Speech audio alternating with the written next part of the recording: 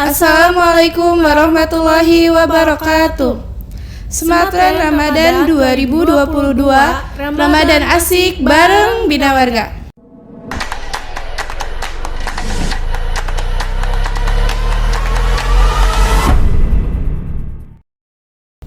Perkenalkan, nama aku Ade Rosita, dan di samping kanan aku ada Endah Purnamasari, dan di samping kiri ada Halo, saya Bu Rahma. Kali ini kita akan berbincang-bincang asik. Endah, kamu lagi ngapain? Oh iya, ini aku lagi mau ngirim pesan, tapi kayaknya kuota aku habis deh. Oh, ya udah atuh. Tetringin aja dari aku. Oh iya, makasih ya, Dek. Ya, sama-sama.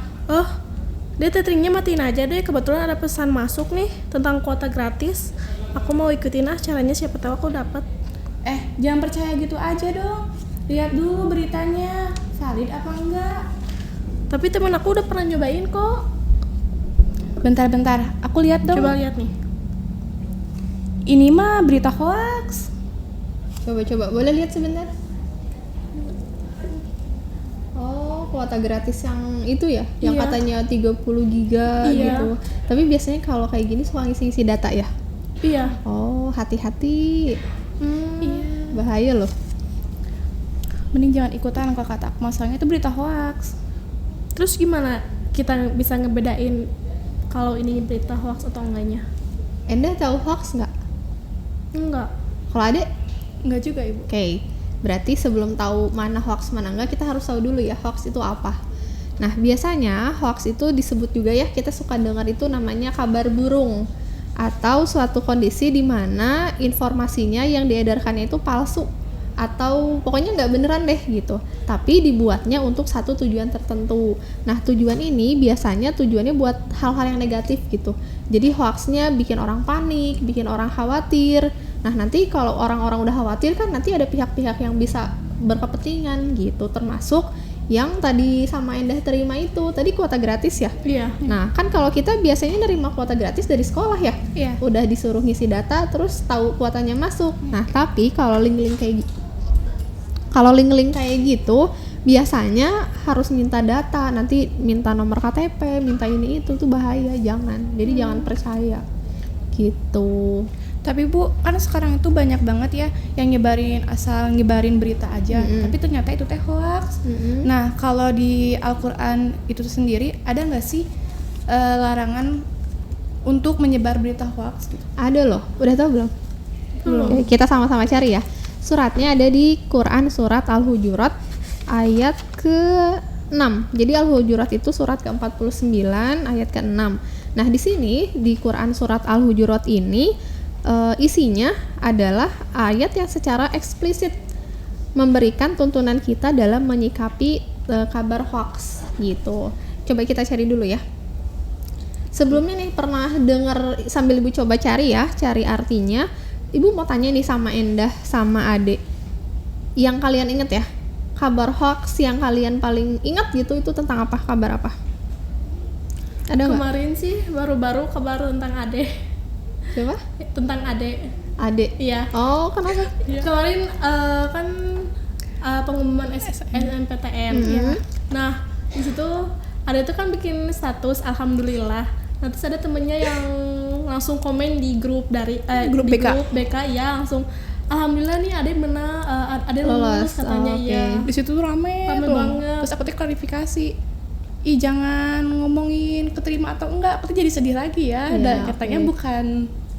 bukan beneran diterima, enggak gitu kan. Jadi bentuk alhamdulillah untuk satu takdir yang lain Iya, gitu ya gitu. maksudnya. Tapi orang Oke. lain enggak mengklarifikasi dulu gitu. Iya, oke. Nah, kebetulan nih Ibu udah nemu ya arti dari yang tadi Quran surat Al-Hujurat ayat 6 ini. Artinya adalah, hai orang-orang yang beriman, jika datang kepadamu orang fasik membawa suatu berita, maka periksalah dengan teliti agar kamu tidak menimpakan suatu musibah kepada suatu kaum tanpa mengetahui keadaannya yang menyebabkan kamu menyesal atas perbuatan itu. Nah, ini udah terang-terangan banget ya. Allah bilang di surat ini bahwa jika datang kepada orang fasik, maka periksalah dengan teliti. Nah, biasanya ya kalau kita terima hoax itu ya, biasanya kan suka ada di grup-grup gitu ya. Iya. Kalau kayaknya padahal dari judul udah jelas ya, kayaknya tuh udah tahu hoax tapi masih aja disebarin. Ya, nah itu kan tugas kita sebenarnya ketika kita nerima informasi harus dibaca teliti dulu, dan biasanya ya kalau informasi yang betul kan ada sumbernya ya. Nah, kalau hoax biasanya ada sumbernya nggak? Enggak ada sih. Nggak ada, atau bahkan ada juga mencatut nama orang ya. Iya. Biasanya kata dokter ini, kata ahli ini, nyebutin harus gini-gini, padahal nggak valid tuh, hati-hati.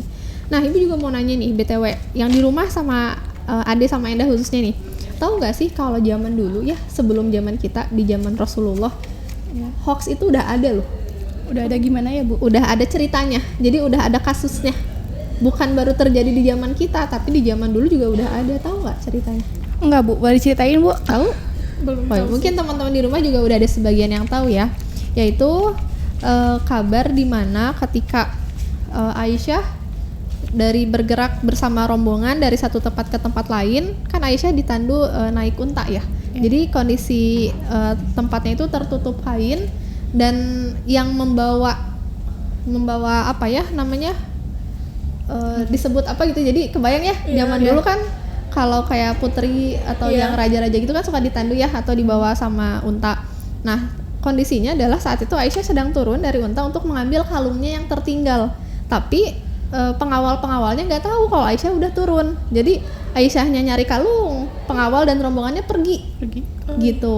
Kan berarti Aisyahnya ketinggalan ya. Nah, ketika Aisyah mengambil kalungnya itu, beliau bertemu dengan satu sahabat Nabi, ketemu sama satu rombongan yang sebelumnya dia udah ketinggalan berhari-hari di belakang. Nah, jadi kan kondisinya beliau bertemu nih berdua, padahal bukan sesuatu yang direncanakan gitu. Yang satu mah ketinggalan baru nyampe, yang satu baru datang dan mengambil barang yang ketinggalan. Dan akhirnya ketika rombongan sudah sampai di tempat tujuan, baru sadar bahwa Aisyah tertinggal. Nah, tapi kan ketika diketahui itu Aisyah ada berdua gitu. Nah, di situ maksudnya hoax di situ tuh adalah adanya kabar yang tidak benar, dan baru Aisyah ketahui ketika sudah lama gitu, karena kondisinya ketika Aisyah sampai di tempat tujuan, Aisyah dalam kondisi sakit. Jadi selama sakit Aisyah tidak keluar rumah, dan di situ dia belum tahu ada kabar itu di luar gitu. Nah, itu kan tidak benar ya. Jadi dari ada satu orang yang memunculkan kabar itu, padahal itu kabar yang salah gitu. Kabar bahwa Siti Aisyah dan sahabat baginda Rasulullah itu berduaan ya, Bu? Iya, betul. Oh, terus tentang hoax ini gimana, Bu, cara nyikapinnya? Cara menyikapinya. Yang pertama, kita harus jeli dulu ya.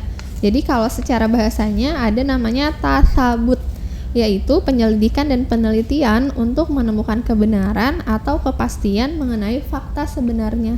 Jadi ketika kita dapat info, jangan langsung share gitu. Kitanya harus baca dulu ya. Tapi bacanya juga dari awal, dari judul sampai akhir, sampai tuntas dulu. Kalau ada data yang mendukung, ada sumbernya, dan jelas siapa yang mengeluarkan, baru kita bisa share lagi. Tapi kalau misalnya nggak ada, mending berhenti di kita aja deh. Jangan sampai kita juga menjadi pihak yang menyebarkan kabar tidak benar tersebut. Oke, yang kedua, ada yang tahu nggak Ade atau Endah? Kira-kira gimana nih cara kita biar bisa menghindarin hoax? Apa ya, Bu? Coba. Gimana ya? Oke, cara yang kedua adalah namanya tasanud, yaitu penyelidikan atau penelitian mengenai keadaan rangkaian pada pembawa berita. Kalau tadi tentang beritanya, kalau ini hal yang kedua ini tentang siapa yang menyebarkannya gitu. Karena khususnya buat kita ya, buat umat muslim, kita harus sangat hati-hati ketika kita mendengar kabar yang diberikan oleh orang fasik ya. Jadi insya Allah kalau sesama muslim, kalau orang-orang beriman kan kita sangat menjaga ya, menjaga perilaku, menjaga diri dari maksiat, dan termasuk menjaga ketika kita memberi informasi. Tapi kalau informasi yang diberikannya ini dari orang-orang yang kita udah tahu nih, ini orangnya nggak bener, kita tahu orangnya jahat, bahkan misalnya tukang adu domba, nah kita harus lebih waspada, lebih hati-hati tentang informasi yang dibawa sama orang-orang kayak gini gitu. Oh iya, Bu, kalau misalkan kita nih terlanjur nyebarin berita hoax, kayak contohnya tadi Endah kan bilang ya bahwa adek keterima SN, terus disebarin ke grup BK. Nah, terus teman-teman yang lain teh nyebarin lagi. Nah, itu teh harusnya gimana sih Bu? Padahal aku juga udah bilang enggak, udah cukup. Gitu. Ya, kalau kitanya jadi penyebar ya, sebenarnya kita harus rendah hati untuk mau meminta maaf dulu. Dan untuk lebih hati-hati ke depannya, jangan sampai apa yang keluar dari tangan kita, apa yang keluar dari lisan kita itu sesuatu yang merugikan orang lain. Dan kalau apa yang sudah kita informasikan itu hal yang salah, bahkan merugikan dari yang kita informasikan itu ya, benar-benar harus mau minta maaf juga. Karena bisa jadi maksud kita mungkin baik, tapi ternyata tujuannya salah gitu. Kan tujuan yang baik juga caranya harus baik ya. Nah, jangan sampai jadi merugikan salah satu pihak juga gitu. Tuh. Kamu masih percaya sama berita itu nggak? Sekarang udah nggak percaya sih. Udah. Menutup bahasan kita hari ini nih, ada pertanyaan lain nggak? Udah sih cukup. Udah cukup ya. Nah, semoga dengan bahasan kita hari ini kita menjadi lebih waspada dan hati-hati ya. Mau apapun itu informasinya, mau yang bersifat sama kehidupan kita ataupun dari kabar-kabar tentang lain ya. Biasanya nih nanti bentar lagi nih masa-masa pemilu ya, apalagi kan ini usia-usia pemula ya. Wah, banyak tuh informasi-informasi yang bikin kalian bingung. Nah, salah satu upaya buat nggak bingung adalah teliti dulu informasinya, dan kita juga harus ningkatin literasi kita ya. Jadi harus mau baca, harus mau update sama kehidupan di sekitar kita biar kita nggak jadi korban hoax gitu. Oke. Sudah cukup mungkin ya? Ya udah Ibu, makasih ya Oke, Ibu. sama-sama. Nah, materi hari ini tentang bertabayun berita hoax cukup di sini. Mari kita tutup acara ini. Terima kasih teman-teman yang udah nonton. Assalamualaikum warahmatullahi wabarakatuh. Sampai jumpa.